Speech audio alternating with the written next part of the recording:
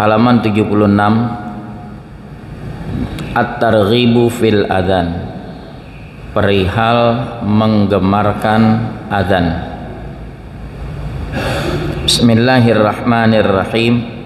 Alhamdulillahirabbil alamin.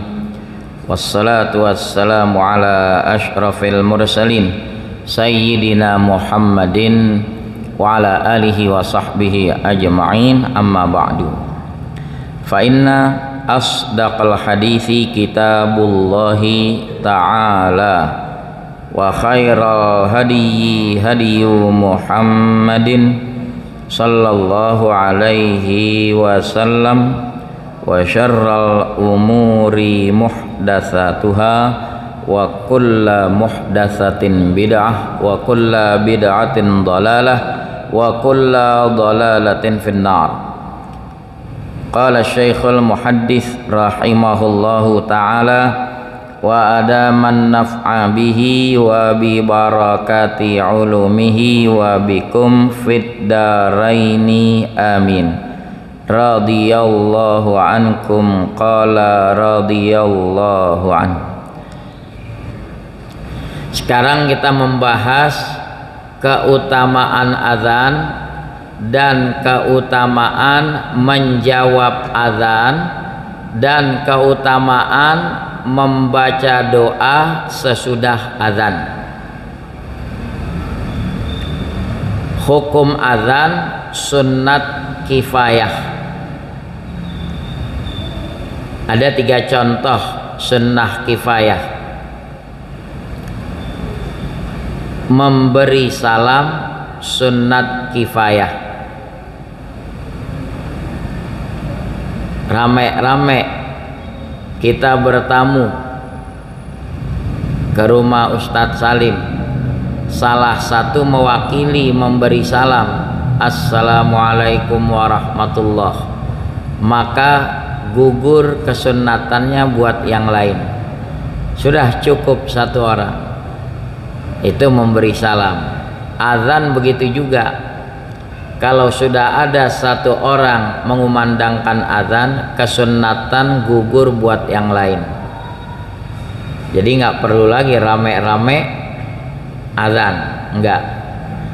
Azan ini sunnah kifayah. Sama halnya seperti kurban juga sunnah kifayah. Allah Subhanahu wa taala berfirman, "Wa man ahsanu qaulan ay nutqan." Adakah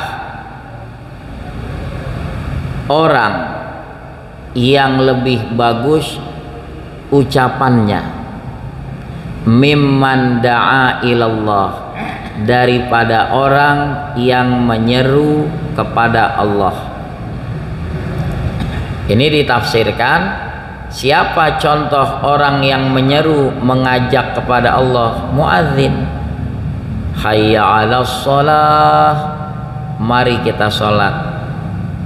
Hayya 'alal falah, mari menuju jalan kemenangan. Enggak ada orang yang tutur katanya lebih bagus daripada orang yang mengajak ke jalan Allah seperti muadzin. Wa amila salihah, dan dia berbuat baik. Wa qala, dia berkata, innani minal muslimin, sesungguhnya aku tergolong orang-orang yang tunduk, yang patuh kepada Allah. Penyusun kitab memasukkan ayat ini ke dalam bab At-Targhibu fil Adzan. Ini memberi isyarat keutamaan muadzin. Dia besar jasanya mengajak orang untuk sholat. Sekarang mari kita lihat hadis-hadis yang menerangkan keutamaan muadzin. Wa an ibni Umar radhiyallahu ta'ala anhuma qala, dari Abdullah radhiyallahu anhuma dia berkata, qala Rasulullah sallallahu alaihi wasallam, Bersabda Rasulullah sallallahu alaihi wasallam, yughfaru lil muadzini muntaha adzanihi, lagi akan diampuni bagi muadzin itu hingga penghabisan azannya. Di bawah ada keterangan syarah ya. Yang dimaksud apa? Al muradu lawim tala'a bainal muadzini wal makani dzunuban, seandainya penuh antara muadzin dan tempat di mana dia mengumandangkan azan penuh dengan dosa, lahu firat, niscaya dosa itu diampuni.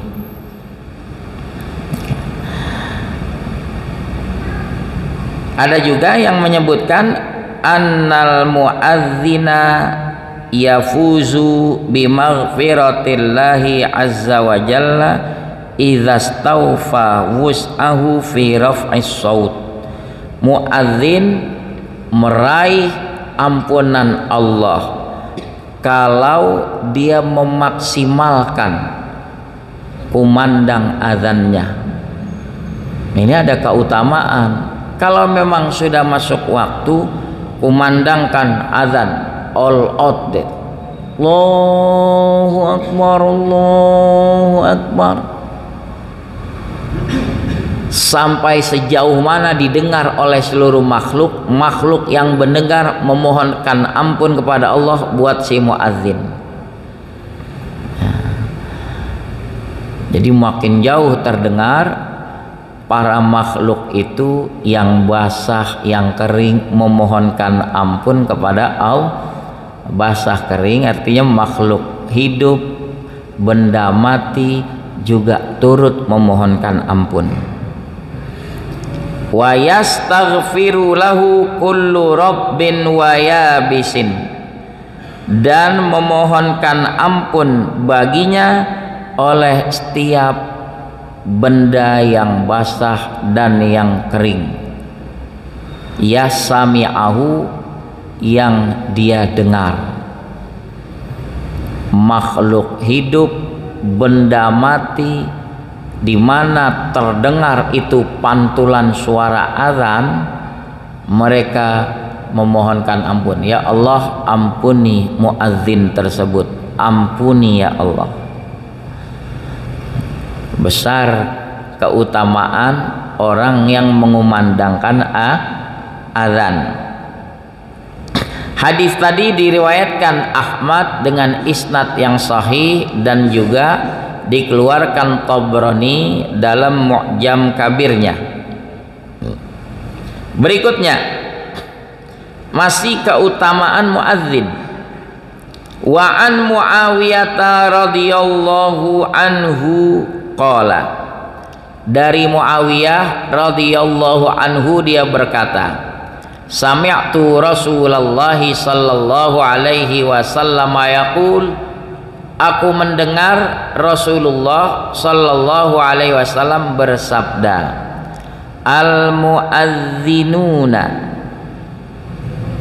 orang-orang yang azan itu, atwalun nasi a'naqan.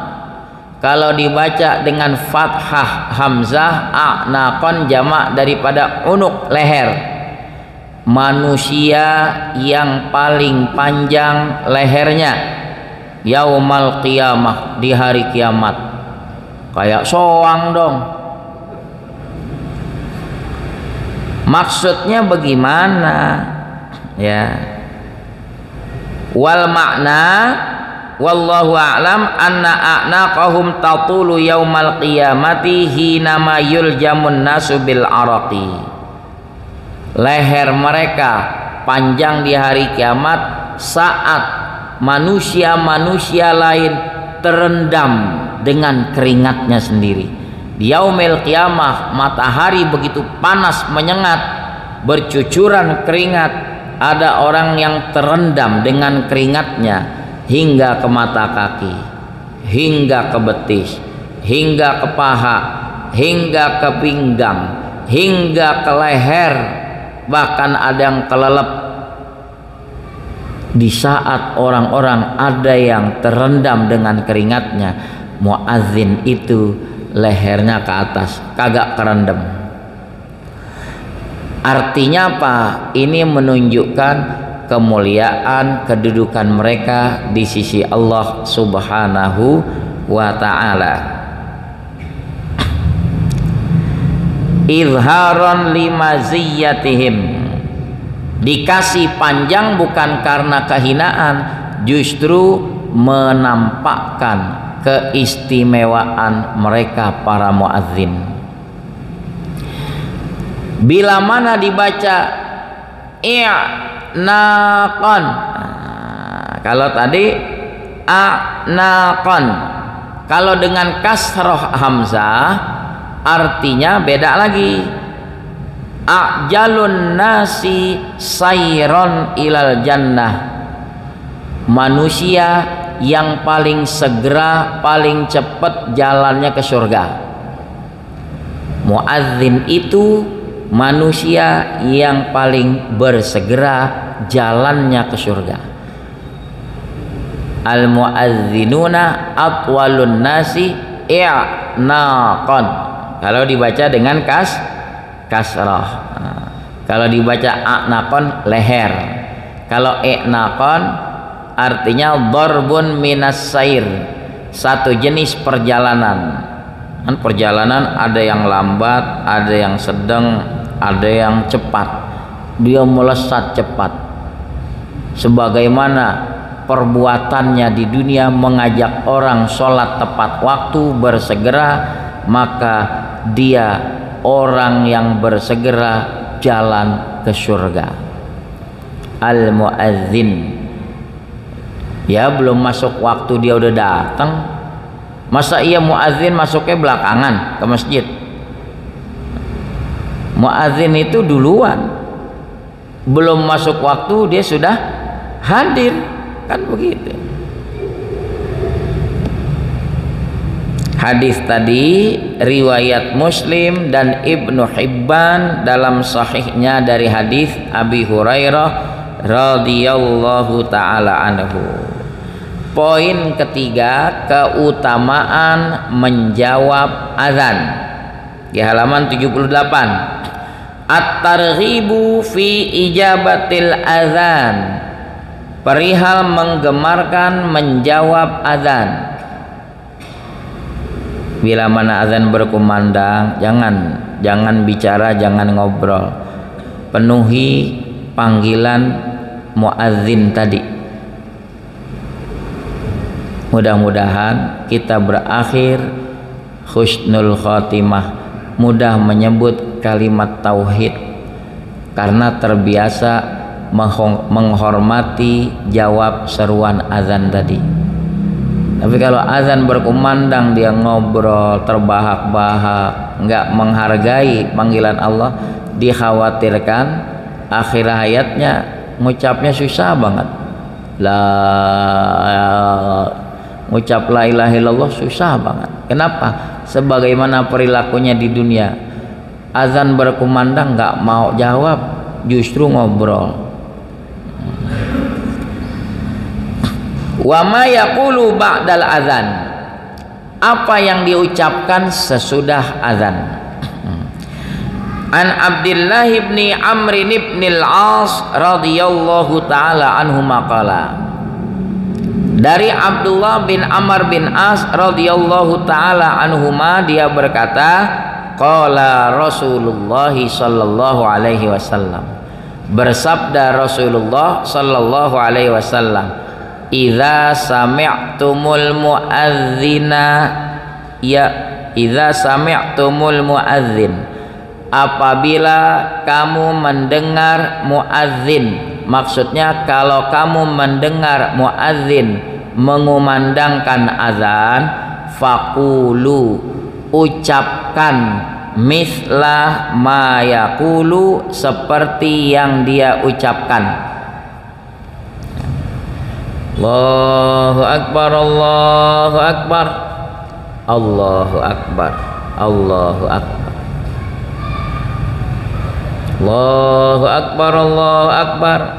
Jawab sebagaimana muadzin. Di lain riwayat, illa fil hayyalataini, kecuali pada dua hayya 'alas shalah, dua hayya 'alal falah. Jawabnya hauqalah, la haula wala quwwata illa billah. Perhatikan kalimatnya, ucapkan sebagaimana yang diucapkan muadzin. Mari kita lihat, muadzin mengakhiri azan la ilaha illallah. Berarti jawabnya ya udah la ilaha illallah. Kita kebiasaan pakai nambahin Muhammadur Rasulullah. Muadzin bilang nggak Muhammadur Rasulullah? Enggak. Jadi bukan tempatnya di situ. Ya. Kan Nabi perintah ucapkan sebagaimana yang diucapkan muadzin, la ilaha illallah. Lalu setelah itu baca sholawat, baru baca doa sesudah azan. Tsumma shollu alayya, kemudian berselawatlah kamu kepadaku. Sebelum baca Allahumma rabba hadhihi da'wati tammah, baca selawat Allahumma sholli ala sayyidina Muhammad wa ala ali sayyidina Muhammad.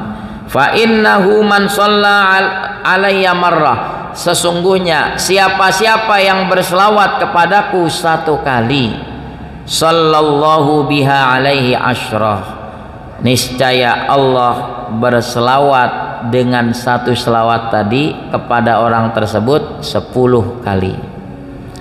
Apa maksud Allah berselawat kepada dia? Allah mencurahkan rahmat 10 kali. Kalau kita selawatnya rajin baca selawat 100, berarti Allah curahkan rahmat 1000 kali. Silahkan dikias. Kalau malaikat berselawat kepada manusia, artinya malaikat memohonkan ampun kepada Allah buat orang tersebut. Seperti antum nih yang menuntut ilmu, itu malaikat berselawat kepadanya, artinya memohonkan ampun. Orang yang mengkhatamkan Quran 60.000 malaikat berselawat kepadanya, artinya 60.000 malaikat memohonkan ampun buat orang yang mengkhatamkan Quran. Nah, kalau di sini Allah berselawat, artinya Allah mencurahkan rahmat. Tsumma salullaha liyal wasilah, kemudian memohonlah kepada Allah untukku wasilah. Apa itu wasilah? Fa innaha manzilatun mithil jannah, sesungguhnya wasilah itu satu kedudukan mulia di surga. La tambaghi, tidaklah layak illa li'abdin min ibadillah, melainkan wasilah itu layak buat salah seorang hamba Allah. Nabi berharap, wa arju an akuna huwa, saya berharap saya menjadi hamba yang dimaksud itu, yang meraih wasilah tadi. Makanya Nabi bilang, memohonlah kepada Allah wasilah untukku. Nanti siapa-siapa yang memohon wasilah kepada Allah untukku, dia berhak mendapat syafaat aku. Nabi bakal kasih syafaat buat dia. Ya Allah, beri dia keringanan. Ya Allah, mudahkan dia masuk surga. Di yaumil qiyamah Nabi kasih syafaat. Halat faman sa'alallaha liyal wasilah, siapa yang memohon kepada Allah untukku wasilah itu, berhak baginya mendapat syafaat Nabi. Hadis riwayat Muslim, Abu Dawud, Tirmidzi dan Nasai. Hadis yang terakhir masih berkenaan dengan doa yang dibaca sesudah azan. Wa an Jabir bin Abdullah radhiyallahu anhuma, dari Jabir bin Abdullah radhiyallahu anhuma, anna Rasulullah sallallahu alaihi wasallam qala, Rasulullah sallallahu alaihi wasallam bersabda, man qala hina yasma'un nida, siapa yang berkata ketika dia mendengar azan. Maksudnya ketika dia mendengar azan, setelah selesai baru dia baca doanya.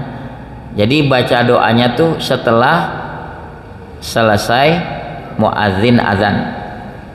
Allahumma ya Allah, Rabba hadhihi da'wati tammah, Tuhan pemilik seruan yang sempurna.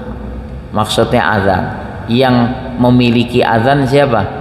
Allah Ta'ala. Rabba hadhihi da'wati tammah wassalatil qa'imah, pemilik sholat yang akan terlaksana. Kan sholatnya belum kita kerjain kan? Ati Muhammadan, berikanlah kepada Nabi Muhammad al-wasilah wal fadilah, kedudukan di syurga dan juga keutamaannya. Wa ba'athu, bangkitlah Nabi Muhammad itu ya Allah, maqamam mahmuda, pada kedudukan yang terpuji, alladzi wa'ata, yang telah kau janjikan kepadanya. Allah berjanji dalam Al-Quran, asa ayyab'atsaka rabbuka maqamam mahmuda, moga-moga Tuhanmu membangkit engkau ya Rasulullah pada makom terpuji. Apa yang dimaksud makom terpuji? Makom memberi syafaat kepada umatnya. Ini dibilang syafaat kubro. Orang yang udah masuk surga dikasih syafaat Nabi Muhammad, naik derajatnya ke surga yang lebih tinggi. Mukmin yang punya persoalan masih digodok di neraka, dikasih syafaat Nabi, diringankan, dipercepat siksaannya, dikeluarkan dari neraka, dimasukkan ke surga. Itu syafaat Nabi Muhammad sallallahu alaihi wasallam. Siapa-siapa yang baca doa seperti ini, halat lahu syafaati, berhak baginya mendapat syafaatku yaumal qiyamah, pada hari kiamat.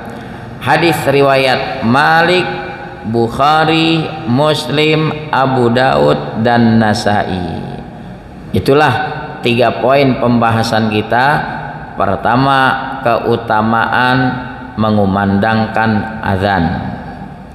Yang kedua, keutamaan muadzin. Ketiga, keutamaan menjawab azan dan juga membaca doa sesudah azan. Moga-moga bermanfaat. Wallahu a'lamu bissawab. Wa ilmuhu atammu wa la ilma lana illa ma'alam. Ya Rabbana tarafna bi annana qtarafna wa annana asrafna wa ala ladha ashrafna fatub alaina taubah taghsilu kulla haubah wastur lanal aurati wa aminir rawati waghfir li walidina rabbi wa mauludina wal ahli wal ikhwani wa sairil khillani wa kulli dhi mahabbah au jiratin au suhbah wal muslimina ajma' amina rabbi yasma' fadla wa judam manna la biktisabim minna bil Mustafa Rasuli nahdha bi kulli suli